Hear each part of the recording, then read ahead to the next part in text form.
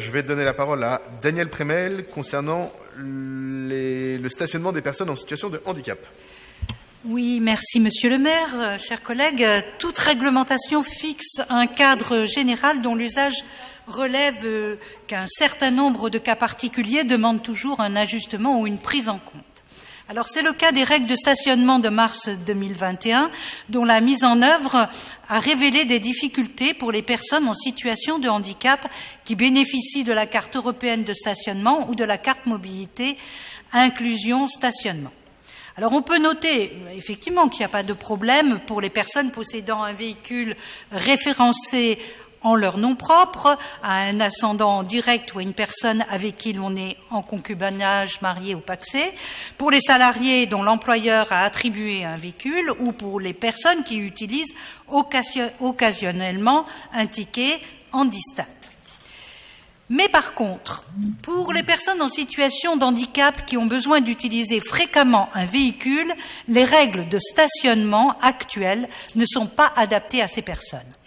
Ne sont pas adaptées aux personnes qui travaillent mais qui n'ont pas d'employeur, qui ne sont pas habilitées à conduire et qui n'ont pas de véhicule.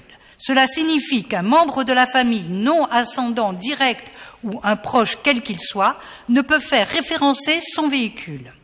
Alors donc, une personne en situation de handicap n'ayant pas le permis, sans ses parents, célibataire et sans enfant, se retrouve forcément lésée. Par ces lacunes de la réglementation, beaucoup de personnes se retrouvent dans cette situation et reçoivent ainsi à tort des amendes injustifiées. La contestation ensuite de ces forfaits post-stationnement alourdit encore un peu plus la charge mentale administrative et parfois on peut noter qu'il n'y a pas de remboursement ou qu'il reste sans réponse et cela pèse énormément sur effectivement ce que je disais, la charge mentale administrative pour les personnes relevant de l'handicap. Alors c'est pourquoi nous souhaitons savoir s'il est prévu de modifier ou d'assouplir cette réglementation et que soient pris en compte tous les cas des personnes en situation de handicap afin qu'elles puissent circuler le plus facilement possible sur le territoire parisien. Je vous remercie. Merci Antoine Dupont. Je vous remercie, chers collègues, pour votre question. Il n'est pas prévu aujourd'hui de modifier le nouveau fonctionnement de stationnement des personnes en situation de handicap. Néanmoins, les personnes qui n'ont pas d'ascendant ou descendant peuvent demander une procédure dérogatoire à la mairie d'arrondissement dans laquelle il réside, qui transmettra à son tour au service de la voirie. Ce processus est fait en sorte de limiter la fraude et éviter que des personnes qui emmènent très ponctuellement une personne en situation de handicap bénéficient du stationnement gratuit toute l'année. En cas d'un besoin de stationnement ponctuel, le plus simple est, comme vous l'avez évoqué, de prendre un ticket handi sur un eurodateur ou sur smartphone.